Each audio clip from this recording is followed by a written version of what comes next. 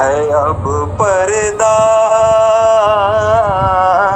है अब पर्दा उठा बैठे जो का देखा जाएगा। है अब पर्दा उठा बैठे जो दोगा देखा जाएगा। लगन तुमसे लगा बैठे जो होगा देखा जाएगा। कभी यह ख्याल था दुनिया हमें बदनाम कर देगी। कभी यह ख्याल था दुनिया हमें बदनाम कर देगी। शर्म अब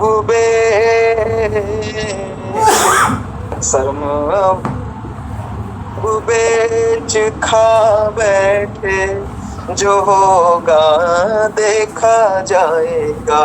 शर्म अब बेच खा बैठे जो होगा देखा जाएगा। लगन तुमसे लगा बैठे जो होगा देखा जाएगा। दीवाने बन गए तेरे, दीवाने बन गए तेरे, तो फिर दुनिया से क्या मतलब। दीवाने दीवाने दीवाने बन गए तेरे, जो फिर दुनिया से क्या मतलब। जो सबसे दिल हटा बैठे, जो सबसे दिल हटा बैठे जो होगा देखा जाएगा। लगन तुमसे लगा बैठे जो होगा देखा जाएगा। अंतिम लाइन है, मैं हूँ सर्वस्व दे सकता तुम्हारे एक इशारे पे। मैं हूँ सर्वस्व दे सकता तुम्हारे एक इशारे पे। है दिल पुख्ता बना बैठे जो होगा देखा जाएगा। लगन तुमसे लगा बैठे जो होगा देखा जाएगा। सभी को प्रणाम। बहुत सुंदर, बहुत सुंदर, शब्द नहीं है। और इसमें पूरा समर्पण, मतलब पूरा समर्पित कर दिया परमात्मा को। अब ये पूरा ही सत्संग हो गया, इसमें एक भी शब्द ऐसा नहीं है कि अब इस पे क्या बोला जाए। पूरा कर दिया प्रदीप जी आपने, तो बिल्कुल अपने को ही चढ़ा दिया। और जब तक ये स्थिति हमारी नहीं आती, इतना प्रेम, तो प्रेम तो बिल्कुल क्या ना दीवानगी है। और ये भजन में पूरी दीवानगी का जिक्र है कि ऐसा है दीवाना कि तुझे चढ़ा दिया, अब जो होगा देखा जाएगा। और ऐसा ही है ये प्रेम सदगुरु के प्रति। जब हमारा प्रेम और समर्पण घटता है तो फिर हम भूल जाते हैं हम स्वयं को, कौन क्या कहेगा। मीरा को देखो, दीवानी हो गई। कितना पहले रूढ़िवादी था, सिर से आंचल का उतरना, सड़कों पे घूमना, लेकिन मीरा दीवानी हो गई। कैसे दीवानी हो गई? क्योंकि वो प्रेम जो अंदर प्रकट हुआ है, जो वो समाये नहीं समाया जा रहा है। मीरा चल पड़ी मेरे तो गिरधर गोपाल, दूसरा ना कोई। आहा आहा, कैसे कैसे वो हृदय में प्रेम। और मेरा भी जब प्रेम मेरे सतगुरु के प्रति हुआ तो मुझे नहीं पता था कि मेरा प्रेम उस मुकाम तक चला जाएगा कि सच में ही सब कुछ मेरा एक बार तो बिखरता ही है सब। प्रदीप जी, जो मेरे जीवन का अनुभव है कि बिखरे बिना जुड़ता नहीं है। अगर बिखरने का पता है तो फिर जुड़ने का भी पता तभी लगता है। तो एक आस, एक विश्वास, एक प्रेम, एक श्रद्धा, एक मांग, एक पुकार जब भीतर पैदा होती है तो तब हम पहली बार उस सद्गुरु से कनेक्ट होते हैं जिसकी शरण में हमें संपूर्ण ज्ञान मिलता है। संपूर्ण ज्ञान हम अपने को बचाते हैं थोड़ा थोड़ा, क्योंकि हमारा मन इतना जालिम है ये कि ये थोड़ा थोड़ा सोचता है, यहाँ से भी थोड़ा ले ले, यहाँ से भी थोड़ा ले ले, तो समर्पित होता नहीं है। लेकिन एक सच्चा जो साधक है वो पूर्ण रूप से, उसमें बहुत परीक्षाएं, और मेरी इतनी परीक्षाएं हुई, इतनी परीक्षा हुई कि अगर मैं सुनाने लगूं तो एक बड़ा साहित्य भर जाए।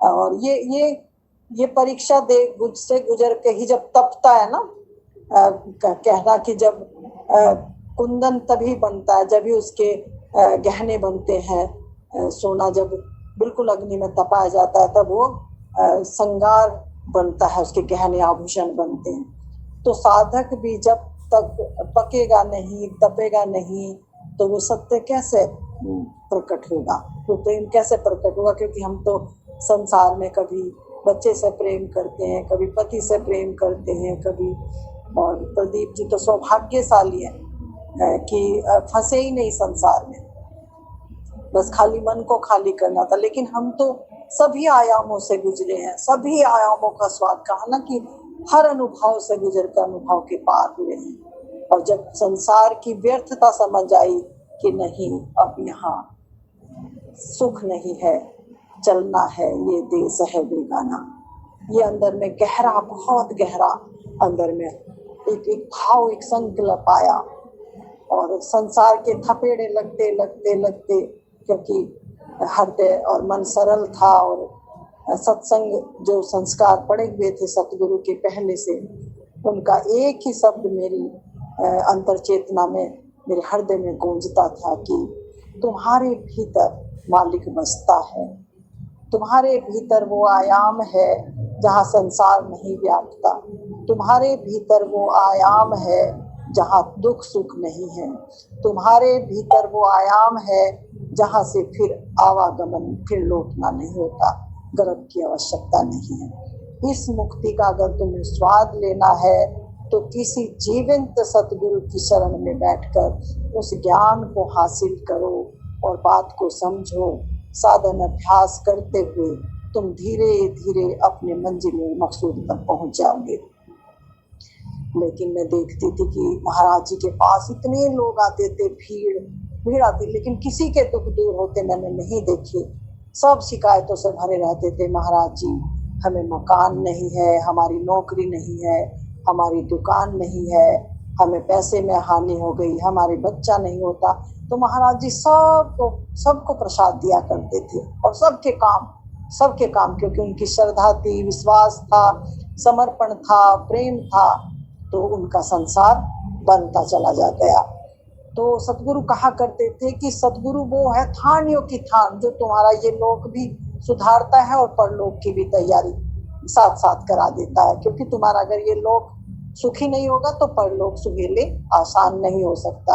इसलिए पहले तुम इस संसार को पहले पूरा करो अपने। उनका यही संदेश था कि जो तुम्हें जिम्मेदारी मिली है, अपनी जिम्मेदारी को बहुत सुंदर ढंग से, अगर पत्नी बनी हो पत्नी धर्म को निभाओ, पिता बने हो पिता धर्म को निभाओ, भाई बने हो भाई धर्म को निभाओ, सबको निभाते हुए उसकी याद बस हृदय में बनी हुई है, उसको ड्यूटी समझकर करते जाओ। तो सत्संग के वचन मेरे अंदर थे। और कहा ना, जो अधूरा भागता है, सतगुरु कहा करते थे, जो अधूरा जाता है ना अपनी जिम्मेदारियों को छोड़ के, वो कभी पूरा नहीं हो सकता। भाग कर जाओगे, बोले तुम्हें उनकी हाय तुम्हें खा जाएगी, तुम्हारा मन बेचैन होगा। तुमने कोई बंधन बांधा है तो उसको पूरा करना ही तुम्हारी जिम्मेदारी है। किसी माँ ने बच्चे को जन्म दिया है, अगर माँ बच्चे को छोड़कर भाग जाए तो फिर ये कैसा अध्यात्म, वो तुम्हें उसकी हाय, उसकी कचोट, तुम्हारे अंदर की बेचैनी तुम्हें कहीं बैठने नहीं देगी। तो ये ऐसे ऐसे गूढ़ रहस्य सतगुरु के मेरे अंदर चले गए। बहुत तकलीफ हुई, क्योंकि वो लगन ऐसी थी अंदर, और उधर गुरु हुक्म था मेरे साथ कि नहीं, जो भी तुम्हें ड्यूटी मिली है उस ड्यूटी को पूरा करते हुए तुम्हें अध्यात्म भागना नहीं है। अध्यात्म है अपने जीवन को सुंदर दिशा में अपने कर्तव्यों का पालन करते हुए, अपने धर्म का पालन करते हुए उस मुकाम को पा जाना जहां तुम्हारा संसार नहीं है। धीरे धीरे बहुत बार रोई, बहुत बार पीड़ा हुई, बहुत बार, और कई बार ऐसा मन हुआ कि जैसे, क्योंकि मैं अगर मैंने शब्दों से उस चीज को रिलेट कर लेती तो मैं घर छोड़ के चली जाती, क्योंकि कई बार मेरे मन में ऐसा आया कि किसी मंदिर में ही बैठ जाऊं, किसी झोपड़ी में ही चली जाऊं, क्योंकि संसार से विरक्ति आ गई, अंदर से विरक्ति आ गई।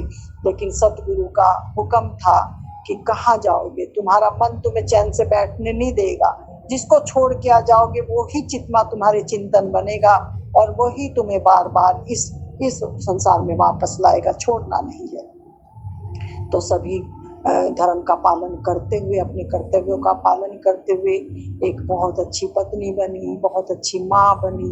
तो धीरे धीरे जब मैं ऑनेस्टी से अपने कर्तव्यों का मैंने पालन शुरू किया तो मेरा प्रेम परिवार के प्रति भी और परिवार का मेरे प्रति भी अथाह प्रेम बढ़ने लगा। फिर वो प्रेम की खुशबू आसपास मोहल्ले में भी फैलने लगी, मतलब ये अपने आप होने लगा, क्योंकि महाराज जी का जो हुक्म था कि पत्नी बनी है तो पत्नी को 100% निभाना है। ये मत सोचना है कि तेरा पति ऐसा है, वो ऐसा, वो अपने कर्म का मालिक है, तू अपने कर्म की मालिक है। तो मेरा तो गुरु हुक्म में एक एक कदम मेरा गुरु हुक्म में चला। फिर सुमिरन दिया उन्होंने, कहा कि तेरे अंदर बेटा कोई ख्याल नहीं आएगा, किसी के बारे में तू सोचेगी नहीं, तू राधा स्वामी राधा स्वामी राधा स्वामी किया कर, एक दिन तू राधा स्वामी में मिल जाएगी। तो मैं जब भी जो भी काम करती, राधा स्वामी राधा स्वामी, मतलब तो पता ही नहीं था कि राधा स्वामी क्या मिलन है, क्या राधा स्वामी है। बस महाराज जी का स्वरूप मेरे सामने रहता कि मेरे मालिक ने मुझे ये सहारा दिया है, और मेरा जो चिंतन था वो सत्य में रहता था, क्योंकि मेरे जो सतगुरु थे वो तत्वबोधि संत और सत्य में 24 घंटे उनकी सुरती लगी रहती थी, और मेरा जो ख्याल था सदा अपने सतगुरु में रहता था, और सतगुरु के ख्याल से मेरा अंतर चित्त बदलता चला गया। मैं इतनी निर्मल और प्योर होती चली गई। धीरे धीरे फिर ध्यान साधना का तरीका अभ्यास दिया और मौन होने लगी, ज्यादा कांटेक्ट मेरा खत्म होने लगा बाहर से और अपने अंदर डूबने लगी। लेकिन काम मेरा निरंतर उसी भाव से रहा कि ये मालिक की ड्यूटी है, सब में मालिक का रूप देखो, सब संसार में मालिक का रूप देखो। ये जब भी मैं ये वचन मेरी याद आते, तो अगर मेरे अंदर कोई द्वंद्व भी उठता तो मुझे महाराज जी का हुक्म याद आता कि नहीं, सब में मालिक है। अगर तू दोष दृष्टि से देखती है तो तू अपने मालिक की निंदा करती है। तो मेरा ये विकार जो मेरे अंदर अगर प्रश्न उठा भी, किसी ने मुझे कुछ कहा भी, तो जब मैं क्रिया की प्रतिक्रिया मेरे अंदर से उठती तो मैं कहती नहीं, मेरे मालिक का रूप है। फिर ये बाहर से अवस्था थी, मेरे मन की अवस्था थी, और धीरे धीरे मैं उस अवस्था में चली गई जहाँ केवल और केवल मेरे सतगुरु थे।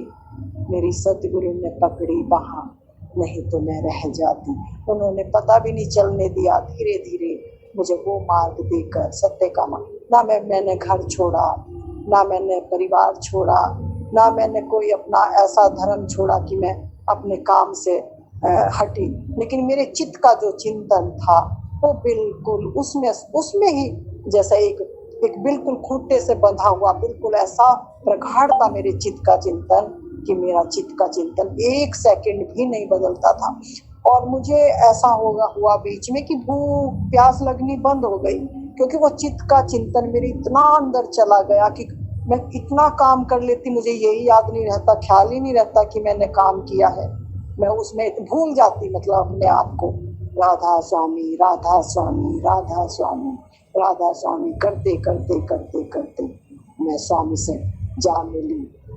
और आज तो मेरा ये हाल है कि ना मुझे कोई चिंता है, ना फिक्र है, ना दुख है, ना सुख है, कोई बाहर का चिंतन मेरे चित्त में आता ही नहीं है। कहना ऐसी अवस्था मेरे मालिक ने, मेरे सतगुरु ने ऐसी अवस्था मुझे दी कि अब ये संसार मेरे अंदर नहीं जाता है बिल्कुल भी। ये ऐसा मुकाम है, मंजिल है कि जब हम प्रयास करते हैं तो प्रयास करते हैं उधर के लिए कि मालिक मिले। अब नीचे आने के लिए आपको बहुत प्रयास करना पड़ता है संसार में आने के लिए। और ये जो सत्संग है, बस यही बचता है जीवन में। सत्संग के अलावा इसी में बस केवल रस बचता है, क्योंकि आप मेरे में नहीं हो, तेरे में नहीं हो, पाप में नहीं हो, पुण्य किसी संबंधित जो जगत था आपका, भीतर से जो आपका अटैचमेंट था वो डी अटैच हो गया। तो जब डी अटैच हो गया, सब पूरा ब्रह्मांड संयुक्त हो गया, एक तत्व में तब्दील हो गया, यानी ये रंग रूप भेद जो न्यारा दिखता था वो एक रंग हो गया, एक रूप हो गया, एक सुगंध हो गया। तो तभी ने कहा ना कि ये प्रेम जब संयुक्त हो जाता है, अगर आप पानी को ट्यूबवेल को जगह जगह तोड़ दोगे तो वो अलग अलग दिशा में बहेगा। तो ऐसे ही हमारे मन की स्थिति है, जब हमारा मन दौलत में, घर में, परिवार में, बच्चों में जाता है तो हमारा मन खंडित होता है। और जब हम अखंड उस ब्रह्म में प्रवेश कर जाते हैं तो मन तो तब भी है, लेकिन अब मन अखंड हुआ, आत्मा चैतन्य हुई, यानी जो रंग रूप का भेद था वो भीतर खत्म हुआ। दोष दृष्टि से निर्मल दृष्टि हुई। जो आँख संसार को भेदभाव की दृष्टि से देखती थी, अब वो भेदभाव खत्म हुआ, मेरे मालिक का रूप हो गया। पूरी सृष्टि मेरे मालिक के रूप में ही बसती है। जैसे बहुत कोशिश करने के बाद भी हम भूल नहीं पाते थे कि ये लामा जी हैं, ये जुलिक्स भाई हैं, ये कल्याण जी। अब ये स्त्री पुरुष नाम गंध ये रूप का भेद का, अब जो भीतर है एक है जो भीतर, वो मुझे दिखता है बाहर से। अब कहा ना संसार विदा हुआ, नकली में हम उलझे हुए थे वो नकली खत्म हुआ। अब असलियत का पता लगा कि असलियत क्या है। असलियत है कि सब रूपों में, वो अनेक रूपों में एक वो मालिक है। उसे ब्रह्मांड, ये शक्ति कहो, उसे ब्रह्म कहो, उसे अल्लाह कहो, उसे राम कहो, उसे कृष्ण कहो, उसे वाहेगुरु कहो। ये सब अपने अपने भाव, जहाँ जहाँ जिसका जुड़ाव हुआ, जहाँ जहाँ जिसका प्रेम हुआ। मीरा ने कृष्ण को गाया, गुरु नानक के प्यारों ने नानक को गाया, सहजों ने राम को गाया। जैसे जैसे जैसे जिसकी भाव दशा, जहाँ से, जैसे मैं फकीर का नाम बार बार लेती हूँ कि मेरे फकीर ने मुझे फकीर बना दिया। और वो फकीर ऐसी है, फकीरी कहना, वो फकीरी इतनी अमीर फकीरी, ऐसा फकीर मालिक सबको बनाए जहाँ कोई मांगना ना पड़े, बिन मांगे पूरा अनमोल खजाना जो दौलत थी सारी उलट दी।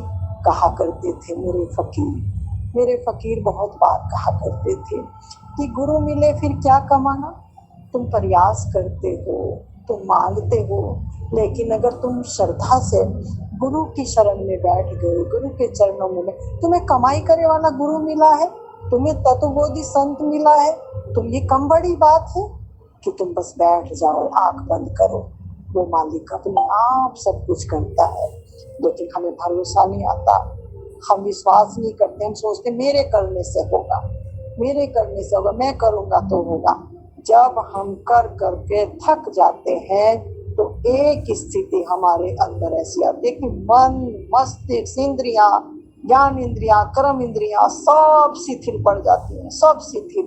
और उस शिथिलता में जब सब ठहर जाता है, पूरा ब्रह्मांड ठहर जाता है, जब उस मालिक का दिव्य स्वरूप प्रकट होता है। और जब प्रकट होता, अवाक रह जाता है कि मैं और मेरे के कारण मैंने कितना बोझ अपने सिर पर लिया हुआ था। मेरा बोझा तो पहले ही उसने उठाया हुआ था, मुझे तो कुछ करने की जरूरत ही नहीं। तो फिर जीने का आनंद आता है, फिर वो राम रस अंदर से बहता है। और उस रस की कीमत इस सृष्टि में, इस धरती पर ने ये कहा ना कि पूरा धरती कागज करूं, समुद्र करूं स्याही, गुरु गुण लिखा न जाए। गुरु गोविंद दोए खड़े, काके लागू पाए, बलिहारी गुरु आँख में गोविंदियो बताए। क्योंकि हमारे अंदर इतने विकार हैं, मन बार बार प्रश्न उठाता है, इतना गणित है, हम कभी श्रोता बन ही नहीं पाते, हम कभी सुनने की क्षमता हमारे अंदर आती ही नहीं, उस प्रेम को हम पहचान ही नहीं सकते। लेकिन जहाँ कोई प्रश्न नहीं, जहाँ कोई उत्तर की प्रतीक्षा नहीं, केवल केवल अपने सतगुरु के स्वरूप में डूब जाना, उस प्रेम की प्राप्ति है। सभी संतों ने कहा है वो मौन में है, वो एकांत में है, जिन खोजा तिन पाया। वो खोजते खोजते वो मिलन की घड़ी आ गई, वो प्रेम की घड़ी आ गई और मिलकर प्रेमी प्रीतम से मिला, एक हो गया। फीकी पड़ी बारात, अब सब अपने घर लौट गए। मन इंद्रिया मस्ती अब सहज समाधि में 24 घंटे सहज समाधि घटी रहती है, कोई हलचल नहीं। खुली आंख से हंस देखो सुंदर रूप में, अब आंख बंद करने की भी जरूरत नहीं है। अब आंख खुली में चारों तरफ वो ही दिखता है और वो ऐसी ताड़ी अंदर लगी है और फिर टूटती नहीं है। वो सतत धार, उस धार से जुड़कर एकाकार रहती है। कहा ना कि सुरती संभल गई, और सुरती कहाँ संभल गई? सहजदार से।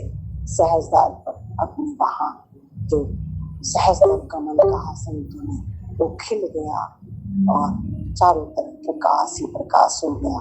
और उस प्रकाश में सतगुरु का दर्शन हुआ, उस विराट का दर्शन हुआ जहाँ मेरे प्यारे सतगुरु ने मुझे मार्ग दिया, मुझे चलने का रास्ता बताया। ऐसे सतगुरु के बल भर में मिट जाऊं, ऐसे सतगुरु का गुणगान शब्दों में किया नहीं जा सकता। इन शब्दों में कैसे कर सकते हैं? क्योंकि उसने आवागमन से छुड़ाया है। उसने बार बार जो अंदर गर्भ में आने का जो सिलसिला था, कर्मों का मेरे जाल था, एक घड़ी में छुटा दिया। तो सोचो कितनी बड़ी घटना घटी है कि अब मुझे यहाँ संसार में इस पीड़ा तकलीफ गर्भ में आने की कोई जरूरत नहीं है।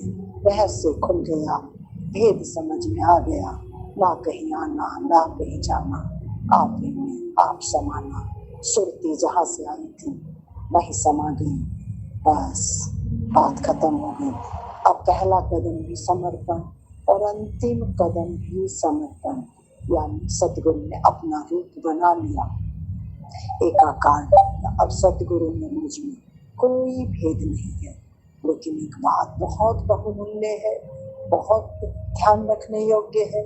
जिस शिष्य में शिष्य तत्व नहीं घटा, तत्व तो एक ही है, गुरु तत्व और शिष्य तत्व में कोई भेद नहीं है। लेकिन अगर शिष्य तत्व ना घटे तो गुरु तत्व घटेगा ही नहीं। ये प्रकृति का नियम है। समर्पण के बिना साधु नहीं, साधना नहीं। जो समर्पित हो गया, जिसने गुरु चरणों में अपने आप को चढ़ा दिया, वो मुक्त हो गया, वो खाली हो गया। और क्या कहूँ, कहने को तो बोलती जाऊं, वो उसके प्रेम का कोई अंत नहीं, कोई और छोड़ नहीं। लेकिन इस वाणी में मेरी क्षमता नहीं है कि मैं उसका गुणगान कर सकूं। मेरे शब्दों के साथ मैं अपनी वाणी को विराम दूंगी। सबके भीतर बैठे उस परम तत्वाधार को मेरा कोटि कोटि मिले। सच्चे हृदय से चाहते हूँ सबको सबकी मंजिल मिले, सबका जीवन सुंदर हो, सुखी हो, सबके जीवन में शांति आए, विश्राम आए। तो कह सकते हैं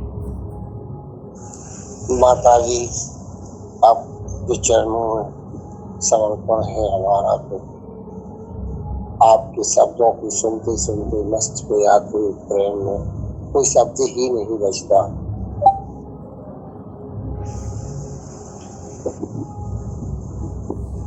ने जो भजन गाया,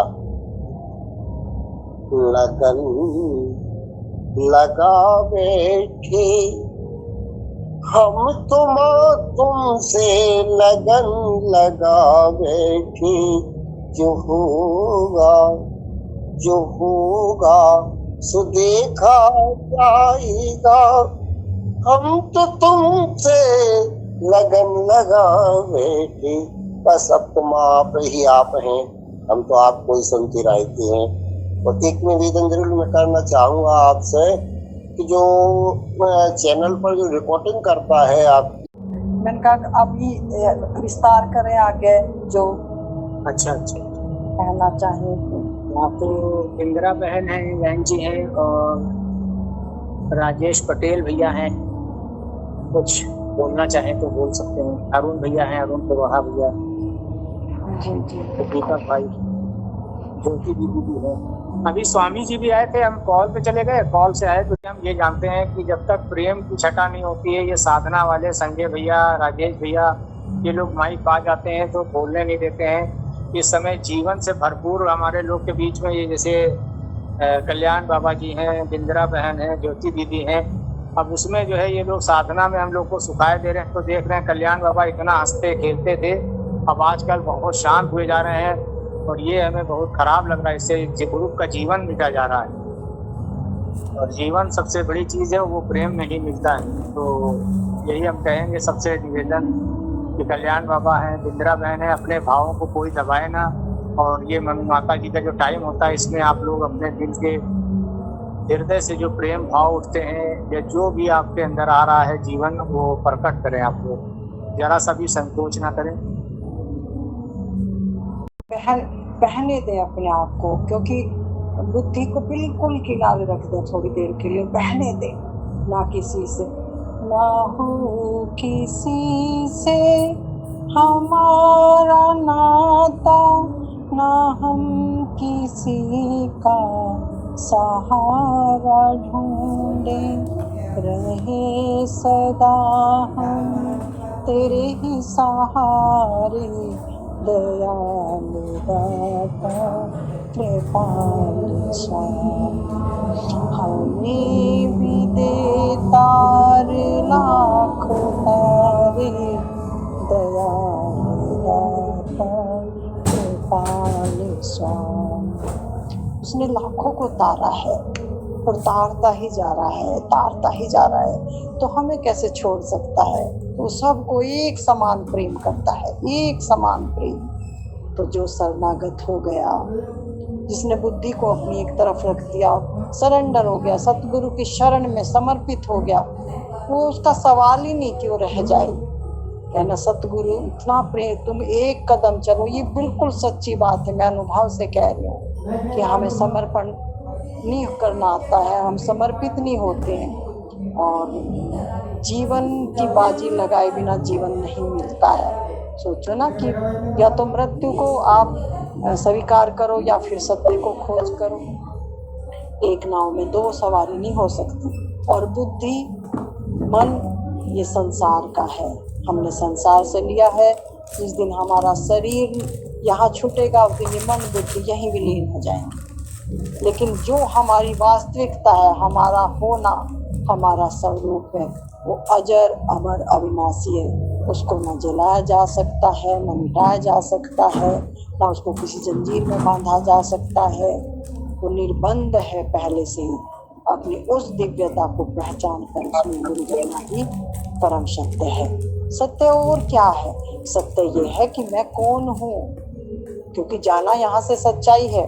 मैं कौन हूँ, कहाँ से आया हूँ और कहाँ जाऊँगा, दो शब्दों में ही तो बात खत्म होनी है। हम कितना ही दौड़ लें, कितना ही दौड़ लें, लेकिन पहले ये पता चले मैं कौन हूँ। वहाँ ये नहीं पूछा जाएगा कि जड़ क्या है, चेतन क्या है, प्रकृति क्या है, परमात्मा क्या है, ये प्रश्न क्या है, ये उत्तर क्या है। ये सब प्रश्नों का उत्तर मैं कौन हूँ, कहाँ से आया हूँ और कहाँ जाऊंगा, ये मेरी वास्तविकता है। ये प्रश्न उत्तर तो बीच का है सफर हमारे जीवन के साथ। ये तो हमारे प्रश्न संसार के हैं, जब तक हल नहीं होंगे तब तक बुद्धि हमारा मन हमारा पीछा छोड़ेगा ही नहीं। और जैसे जैसे हमारे प्रश्न गिरेंगे, ये नहीं है कि हम प्रश्न उत्तर में ही लगें, साधन अभ्यास करें। जो अंदर हृदय से हमारी खोज, जो परमात्मा परम तत्व की खोज है, वो खोज हमारे भीतर निरंतर एक प्यासे की तरह बिल्कुल चलती रहे। तो दोनों का समन्वय होता है। जब सत्संग और साधन अभ्यास भीतर एक लयबद्ध होता है, तब हम पता चलता है। अन्यथा रूखा सूखा जैसे बंजर भूमि में डालते रहो बीज, ना उसमें पानी दो, ना उसमें खाद दो, ना उसमें सूर्य की किरणें आए, तो वो कैसा बनेगा? उसकी फसल कभी लहराएगी नहीं। लेकिन जब सत्संग के साथ हमारा सद्गुरु के प्रति संभाव, समर्पण, प्रेम और साधन अभ्यास गुरु हुक्म पर चलना, तो धीरे धीरे हमारी जो हृदय रूपी जो जमीन है वो उपजाऊ होगी और उसमें प्रेम प्रकट होगा। प्रेम किया तिन प्रभु पाया, बिना प्रेम वह हाथ न आया। अगर प्रेम ही नहीं है तो बीज कैसे उसमें अंकुरित होगा? तो पूरा अंकुरण जब ही होगा जब बाहर पहले हम सतगुरु से जुड़ते हैं, यानी सतगुरु सत्य का ज्ञान। सतगुरु कोई ऐसा नहीं कि शरीर को मान ले, और सतगुरु जो सत्य का ज्ञान दे रहा है वो हम किसी भी माध्यम से आपको मिलता है। तो उसी संभाव में रहे, जब हमें ज्ञान ग्रहणशील बने।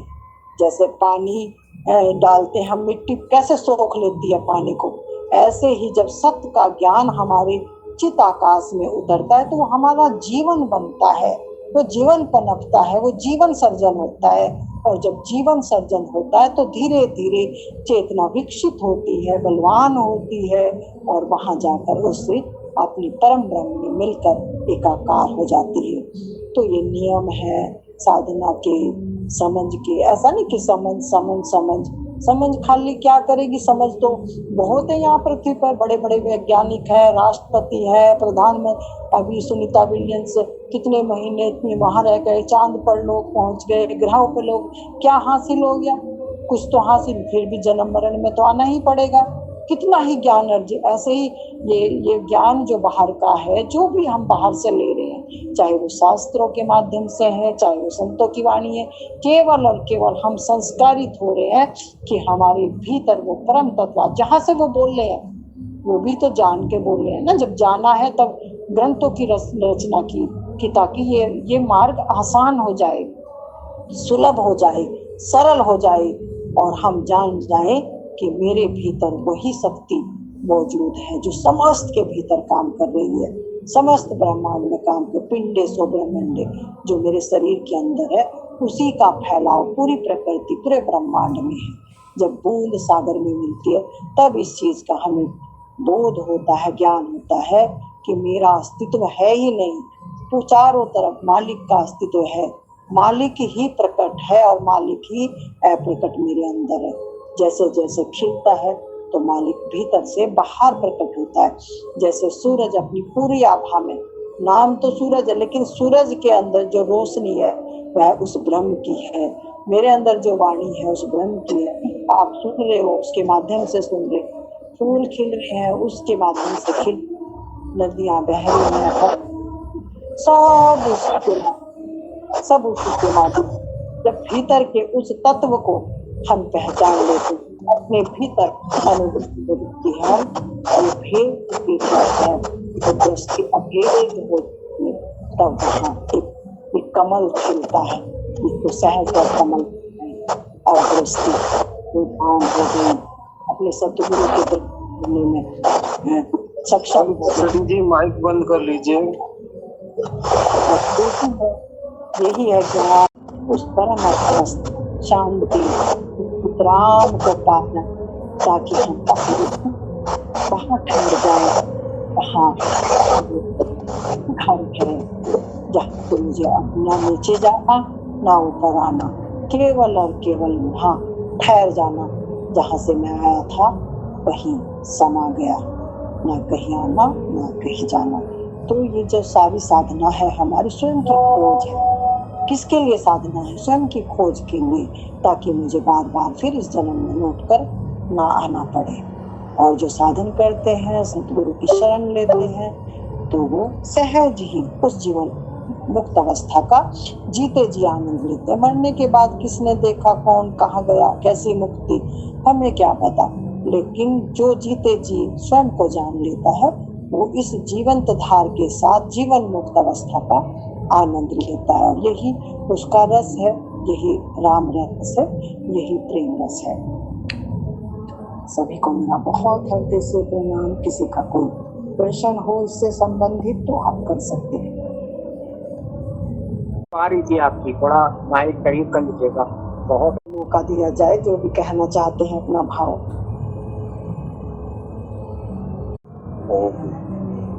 कोई बचता ही नहीं है, सब माँ के आगे।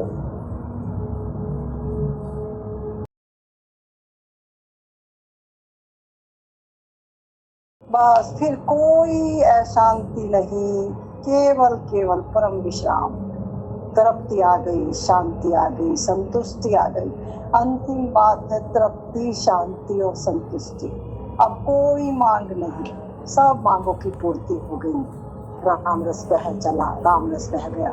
तो ये राम रस जब बह निकल गया, लहरा गई है फसल, फूल खिल गई चारों तरफ, तो फिर ये प्रेम रस बहता है और ये प्रेम रस ही हमें पूरा करता है।